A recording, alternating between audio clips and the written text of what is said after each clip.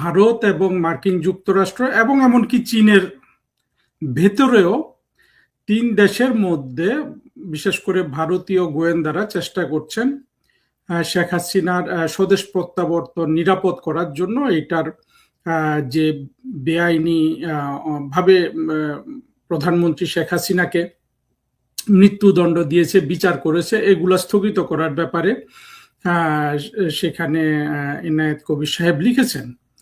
এবং এই বক্তব্যগুলোর সত্যতা কোথা থেকে আসে জানেন? এই যে র্যাবের তো না, রয়ের চিফ পরাগ জৈন বাংলাদেশ যে ভিজিট করলেন, সেখানে পরাগ জৈন দুটো বিষয় আলোচনা করেছেন। এটা মোটামুটি সব পক্ষ থেকে বলা হয়েছে। একটা জিনিস ছিল যে বাংলাদেশে যে জঙ্গিবাদের উত্থান ঘটেছে 2024-এর পরে, সেটা এবং প্রমাণ সহ তারা কথা বলেছেন। আর দ্বিতীয় হলো যে শেখ হাসিনার নিরাপত্তা, তার স্বদেশ প্রত্যাবর্তন। এটা অনেকভাবে উড়িয়ে দেয়া যায়, কেউ কেউ উড়িয়ে দিচ্ছে। কিন্তু যখন জঙ্গিরা বলতে আমি বলছি যে যারা 2024-এর জঙ্গি কোয়ালিশনের সমর্থক এবং তাদের মধ্য থেকে, বিশেষ করে আর্মিদের মধ্য থেকে উঠে আসা জঙ্গি, যেমন কর্নেল মোস্তাফিজ নামে একজন, সেও কিন্তু তার মতো করে বলেছে, কিন্তু বিষয়টা সত্যতা সেখানে সে তুলে ধরেছে। অর্থাৎ সকল পক্ষ থেকেই বলা হচ্ছে যে পরাগ জৈন সাহেবের এজেন্ডার মধ্যে ছিল বাংলাদেশে জঙ্গি উত্থান এবং শেখ হাসিনার নিরাপত্তা। এগুলো মোটামুটি অনেক ধরনের সংবাদ হয়েছে, বিশ্লেষণ হয়েছে, আপনারা এগুলো সব শুনেছেন। আমি যে জিনিসটার প্রতি সবার দৃষ্টি আকর্ষণ করতে চাই সেটা হলো যে যা কিছুই ঘটুক না কেন, শেখ হাসিনা তো বাংলাদেশে আসবেনি, এ ব্যাপারে তিনিও ডিক্লারেশন দিয়ে দিচ্ছেন, আর এখান থেকে ফিরে যাওয়ার কোনো পথ নাই।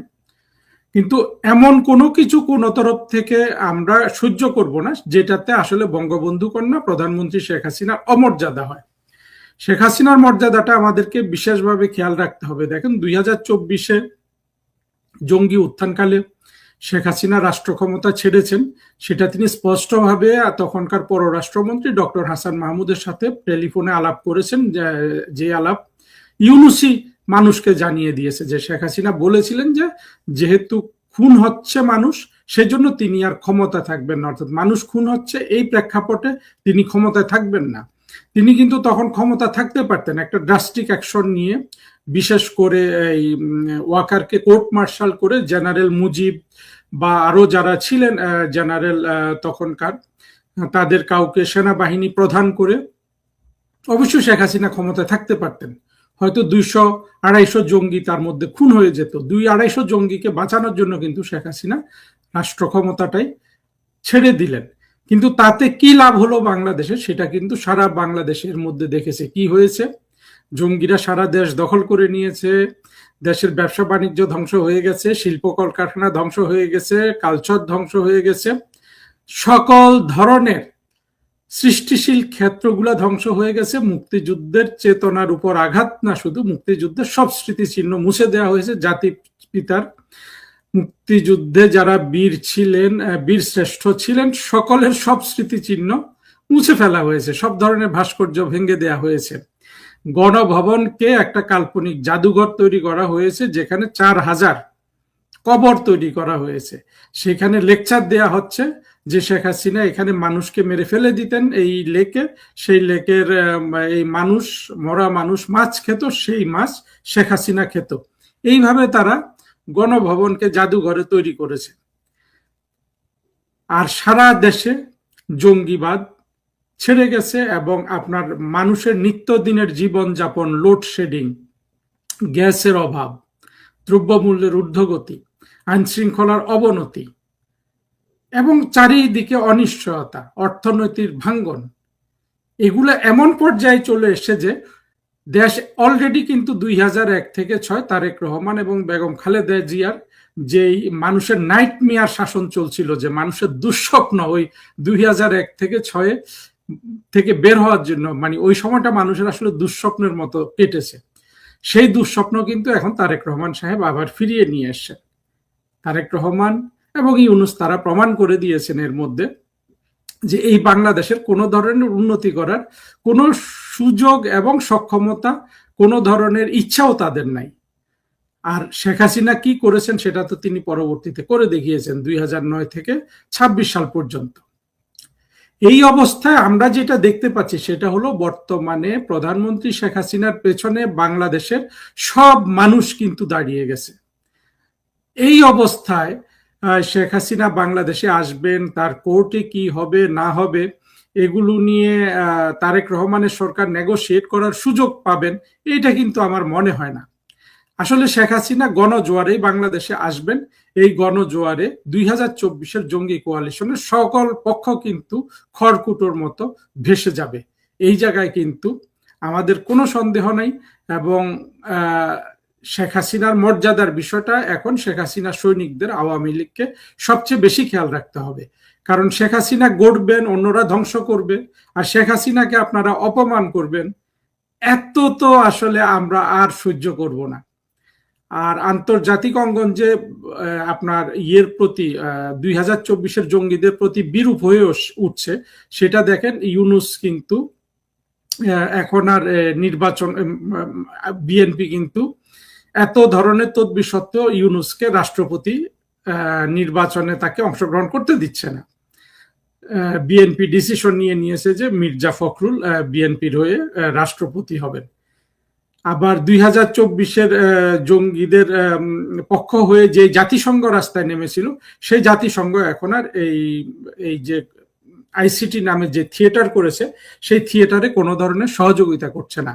আমরা তো ভবিষ্যতে ভলকার ট্যুরকে কিন্তু ইয়ের সাথেই বিচার করব, তাজুল, ইউনূস, ফরহাদ মজহার, এইভাবে 24-এর যত ধরনের ক্রিমিনাল আছে, মাহমুদুর রহমান, পিনাকি, ইলিয়াস, এদের সাথে আমরা যখন বিচার করব আমরা কিন্তু ভলকার ট্যুরকেও বিচার করব। হ্যাঁ, আপনি বলতে পারেন যে ভলকার ট্যুরকে বিচার করে কি হবে, তাকে তো নিয়ে আসা যাবে না, না যাক, কিন্তু সে একটা ক্রিমিনাল হিসাবে থাকবে, তার সাজা হবে বাংলাদেশে। এটাই জাতিসংঘের জন্য একটা বড় ধরনের শিক্ষা হয়ে যাবে। আর বাংলাদেশ একটা সঠিক পথে চলে আসবে। আমি বুঝতে পারছি এবং সবাই বুঝতে পারছে যে যেই দমবন্ধ অবস্থা তারেক জিয়া সৃষ্টি করেছেন 6 মাসে, আমরা তো ভেবেছিলাম যে এই ধরনের একটা বাজে অবস্থায় আসতে হয়তো 2 বছর লাগবে, 1.5 বছর লাগবে। 6 মাসে কিন্তু তারেক রহমান কোটাটা পূরণ করে দিয়েছেন এবং দেখিয়ে দিচ্ছেন যে 2001 থেকে 6 তখন বাংলাদেশের মানুষ কতটা সুখে ছিল। তার সাথে সাথে এখন দেখেন সব জায়গায় বোমা হামলা হচ্ছে, বোমা নিয়ে জঙ্গিরা আশেপাশে ঘুরে বেড়াচ্ছে, যে কোনো সময় বড় ধরনের আঘাতের সবাই আশঙ্কা করছে। অর্থাৎ সবাই কিন্তু ভয় পাচ্ছে। এইটাই ছিল 2001 থেকে 6-এর বাংলাদেশ। তবে 2001 থেকে 6 তারেক রহমানের মাথার উপর একটু ঠান্ডা চিন্তা করতে পারেন এমন একটা মানুষ ছিল, তিনি ছিলেন বেগম খালেদা জিয়া। এখন কিন্তু তারেক রহমানের মাথার উপর বেগম খালেদা জিয়া নাই। আমরা জানি তখন যদি বেগম খালেদা জিয়া না থাকতেন, হাওয়া ভবনের মাধ্যমে তারেক রহমান 2001 থেকে 6 বাংলাদেশকে আরো কত দূরে নিয়ে যেতেন। তিনি গ্রেনেড হামলা করে শেখ হাসিনা সহ আওয়ামী লীগকে উড়িয়ে দিতে চেয়েছিলেন। এখন তো তারেক রহমান নিজেই লায়েক, এবং উনি তো উপরের কারো কথা শুনবেন না। উনি কি কারো কথা শুনবেন? কেউ যদি ওনাকে একটু বুদ্ধি দেয়, আমরা তো সেটা দেখছি না।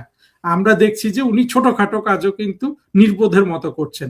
উনি মনে করেন যে ভারতের যে হাই কমিশনার আছে তাকে যদি ওনার সামনে মাটিতে বসিয়ে রাখা হয় উনি বড় ধরনের একজন প্রধানমন্ত্রী হয়ে গেলেন। এই যে জঙ্গিদের আইডিয়াগুলা উনি বাংলাদেশে আপনার প্রতিষ্ঠিত করছেন, এতে করে তারেক রহমান, উনি যে সেই একজন শিশু তারেক রহমান কিংবা সন্ত্রাসীদের এবং দুর্নীতি করা যে তারেক রহমান, হ্যাঁ, হাওয়া ভবনের তারেক রহমান, সেখান থেকে কি তিনি এক চুল সরে এসেছেন? একটা চুল তিনি সরে এসেছেন। তিনি ওই সময় না, ওটা তো তখনও পড়তেন, তিনি হাফাতার শার্ট তখনও পড়তেন, এখনো পড়েন। এই জায়গায় হয়তো আপনি একটু সুনাম করতে পারেন যে তারেক রহমান সাদা শার্ট পরে, হাফাতার। কিন্তু বাংলাদেশে কি শুধু হাফাতার একটা সাদা শার্ট পরলে বাংলাদেশের এই যে কোটি কোটি সমস্যা ঘনীভূত করেছেন তারেক রহমান, সেটার সমাধান হবে? মানুষের কোনো সমস্যার সমাধান এদের হাতে নাই। 2024-এর জঙ্গিদের না ছিল, জঙ্গিদের না ছিল ইউনূসের, না আছে তারেক রহমান, না আছে বিএনপির। এই জিনিসটা খেয়াল রেখে কিন্তু শেখ হাসিনার সৈনিকদের এখন প্রস্তুত হতে হবে। বাংলাদেশের মাটি এখন আগের যেই কোনো সময়ের চেয়ে এই জঙ্গিদের প্রতিকূলে। ওদের যা যা বাংলাদেশের মানুষের একটা আকাঙ্ক্ষা ছিল, আমরা ইউনূসকে দেখব, আমরা তারেক রহমানকে দেখব, আমরা জঙ্গিদের দেখব, একেবারে 2 বছরে তারা সবাইকে দেখে ফেলেছে। এখন দিনটা শেখ হাসিনার, গণ অভ্যুত্থানে দেখবেন এই শেখ হাসিনার আবার রাষ্ট্র ক্ষমতায় আসা হবে, এবং এই প্রক্রিয়ার মধ্যে কোনো পর্যায়ে শেখ হাসিনা সম্পর্কে কেউ কোনো ধরনের বেয়াদবি করবে, কথা বলবে এবং লিখবে, সেখানে শেখ হাসিনার অমর্যাদা হবে, এইসব জিনিস কিন্তু আমরা গভীরভাবে পর্যবেক্ষণ করব এবং কোনোভাবেই আমরা শেখ হাসিনার প্রতি আর কোনো ধরনের অমর্যাদা আমরা কিন্তু বরদাস্ত করব